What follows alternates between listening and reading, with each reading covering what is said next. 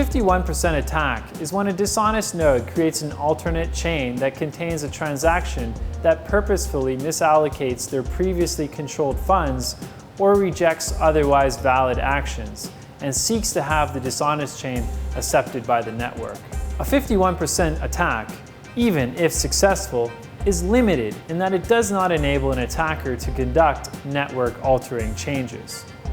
For instance, an attacker is not able to generate more bitcoins or steal the bitcoins of others.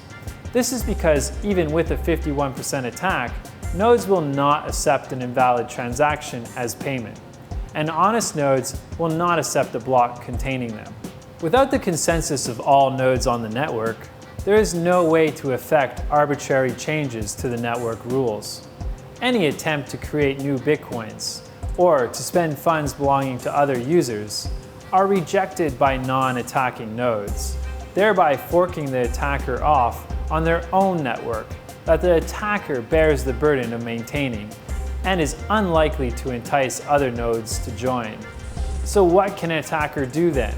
An attacker is limited to being able to attempt to alter their own transactions in order to take back money they have already spent. An example of such an attack would be for a dishonest node to transmit a payment for a good or service and then perform a 51% attack to remove that transaction from the network and replace it with another transaction that returns those bitcoins back under their control. This would need to be done in full view of other network users who would quickly become aware of this double spend,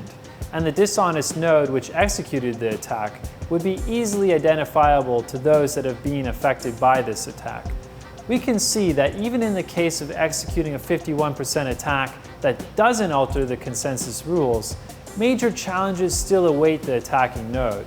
for it is still necessary for the attacker to recruit a significant percentage of the network's hash power and then direct it to hash on the attacking chain. So not only is this attack expensive to execute, the network can see that the blocks being built in the attacking chain are being built upon a double spend. This means that not only do nodes risk missing out on the rewards of participating honestly, they also may risk legal difficulties if they join the attacking chain that is knowingly enabling fraud. In the case of a 51% attack being launched despite those challenges, we can calculate the probability of an attacker's chain gaining the lead over the honest chain. In such a situation that an attacker is able to perform proof of work greater than the rest of the network, there is a 100% chance they will eventually have the leading chain tip. However,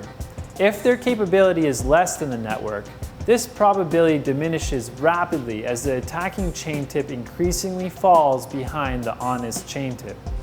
Ultimately, it is unlikely in any scenario that an attacker would be able to procure enough hash power to challenge the network for more than a few minutes due to the high expense incurred by procuring and utilizing hashing machines, thereby forcing the attack to occur in an incredibly short window of time against odds that are heavily stacked against an attacker